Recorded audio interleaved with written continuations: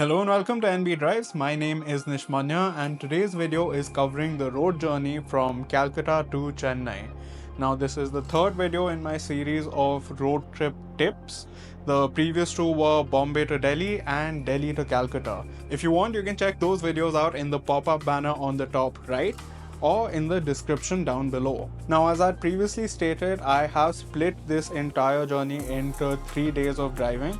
That's because I was driving solo and I wanted to ensure that this long journey, which was driving around the quadrilaterals, if you want, you can check that series out. It's called the Atal Yatra. That's also going to be in the pop-up banner up there or in the description down below. But that journey, because it was 15 days of driving, I was solo and I was driving over 6,000 kilometers. I wanted to pace myself out. So if you want, you can probably do this drive a little faster if you have a second driver or if you really need to cover the distance much faster. But this is what I had broken it into, as this is what would be most manageable for any solo driver driving with their family or with their friends or anyone who is new to doing road trip. This would be a good planned route for those people as well. On day one, I was traveling from Kolkata to Bhubaneswar, and honestly the route was fairly straightforward. After you left Kolkata, you essentially just got onto the NH16 and headed south. And because there's such few deviations, I honestly ended up keeping to the rough kilometer estimate, which was around 440 kilometers. And the deviation was only about 10-12 odd kilometers in real world terms. I had 3 stops planned en route, which were Gholagere, Balasore and Panikoli, and these were all about 100-110 kilometers apart. And because I knew that I was starting relatively early, about 5:45-6 a.m., and the roads were projected to be very good, my estimated time of arrival at Bhubaneswar was 2:30. And because of that, I didn't end up integrating a long lunch halt, considering I'm gonna have lunch at Bhubaneswar itself. The estimations were fairly accurate. I did end up making really good time all the way after I got out of Kolkata and headed down. And the roads were, for the most part, extremely good. They were ranging between 4 to 6 lane highways. And there are also some interesting stretches that felt like they were designed as emergency landing strips, which is very possible, though I didn't get any concrete confirmation. It just felt like because the roads were so wide and there's so much open space and they weren't really marked out properly, it felt like it could have been. Overall, the weather was also pretty good. Despite it being the tail end of winters, the morning was still fairly pleasant, though you could definitely tell that the temperatures had started rising as I had just finished my northern sector, which had much cooler temperatures in the day as compared to this. The entire day's driving worked like clockwork for me, and I reached the outskirts of Bhubaneswar by around 2 pm. And because the news of my Golden Quadrilateral solo drive had gotten around and local media had caught on to it, I actually had a very nice welcome party by the Superbike Club of Bhubaneswar, and they actually escorted me into town to my hotel for the night. It was an insanely fun experience leading a huge gang of bikers on their sports and superbikes into the city, and a lot of eyes on me. But all this meant it was just going to be an experience that I wasn't going to forget in a hurry. If you want to see a more detailed account of what happened on the day I got to Bhubaneswar, the link is there in the top right and in the description down below. On day 2, I was traveling from Bhubaneswar to Vishakhapatnam, which is also known as Vizag, and my main stopping points were Brahmapur, Srikakulam, and then straight to Vishakhapatnam. But I actually ended up replanning this and inserting a long lunch halt by the Chilka Lake, because my thought process was if I was anyway driving by it, might as well try to get a glimpse of the beautiful lake on my way down. The kilometer count on paper actually wasn't very high. It was only about 440 odd kilometers. And in all fairness, I stuck pretty much to the same route apart from a 15-20 kilometer deviation, which I took for my lunch halt at the Chilka Lake. Hence, I decided I'd have a late start and I headed out of my hotel only around 12 o'clock in the afternoon, making sure that I reached Chilka Lake by around 2 o'clock for my lunch. And I had a fairly extended lunch at Chilka Lake. Here are some of the sights I got off the lake itself. The lake is extremely beautiful and its scale just does not come across well enough on camera. It feels like it extends for miles and miles on either direction, and it is one of our largest saltwater body lakes. Post lunch, I leisurely got back onto the highway around 4:30, with my distance to cover being only about 140 kilometers to Vishakhapatnam. And this drive was also extremely good. Most of the roads were 4-lane highways, at some point 6-lane highways, and they were extremely smooth with really nice surfacing. And for the first time in the trip, I had really interesting landscape all around me. The mountains, hills were rolling, and in some sections you could even see the coast out on your distance onto the left hand side. It was smooth sailing all the way up until the entry of Vishakhapatnam, which, due to my late arrival to the city, I did get a little bit of congestion and traffic. But honestly, it didn't last very long, and I ended my travel day around 7 pm. On day 3, I was traveling from Vizag to Guntur, which was a relatively short kilometer count day, only about 380 kilometers on paper, and my deviation was again only about 15-20 odd kilometers. It was under 400 kilometers for me for the entire journey.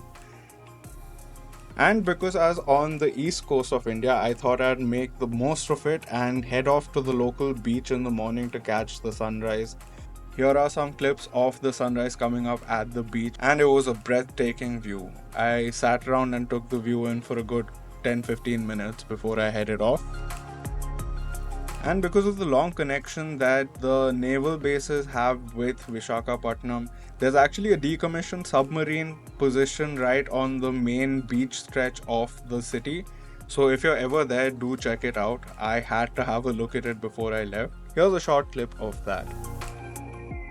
The stop at the beach and then the viewing of the submarine did mean that I got a little delayed getting out of the city, as I had left my hotel only at 6, but by the time I was leaving the city it was 7:30 and morning traffic had kicked in. This meant that I had a lot of bumper to bumper traffic on the way out of Vizag. This could have definitely been avoided, and I feel you guys should definitely keep that in mind when you're planning your own trip. Either leave after the traffic hour has gotten over, so that's around 12-1 in the afternoon, or try to get out of town much before it starts. It'll save you a couple of hours of hassle. Once back on the NH16, honestly, it was smooth sailing. There were really good roads with 4 to 6 lane highways again, plenty of rest stops, and the traffic was also fairly well contained on the highway, meaning that it wasn't really too tense or too heavy in terms of the flow of traffic. And you could pretty much set your cruise control and head down south. My 3 stops on this day were Annavaram, Elluru, and then Guntur. And due to the way things had been timed out, my entry to the city of Guntur was extremely breezy, as I faced almost no major traffic holdups, and I sailed into the city despite it being roughly around the start of traffic time. I entered the city outskirts around 2:30 and made it to my hotel by around 3:30. So that was actually pretty good. For the final day of the drive, I was heading off from Guntur to Chennai and had a relatively early start again at around 5:30 in the morning. And my old friend from earlier in the trip, Fog, revisited me in this sector. My stops on this day were Ongole, Naidupeta, and then Chennai. Here are some shots of the fog, which, despite not being as bad as it was in north, especially around my Kanpur and Delhi drives, the fog was still fairly potent and you had to be pretty careful about doing highway speeds with this low visibility. My breakfast all came up around 10:30 in the morning, and I took my time with getting some food and coffee into my system after a slightly strenuous foggy driving experience in the morning. But I was all fresh and fit to go after this break, and the rest of the journey was honestly smooth sailing again. Catching the NH16, which is very well maintained for the majority of this drive, as I had said in the last 3 days of driving, and even here it held true all the way to Chennai. The landscape continuously kept changing and the roads were flowing. Honestly, covering the amount of distance that I was covering, it was so effortless on these roads. And probably, if I was to pick one of the four quadrilateral drive stretches, this is probably the easiest to drive in terms of how the roads are maintained and how much average speed you can keep. This makes it very easy to calculate how much time you're going to spend on the road.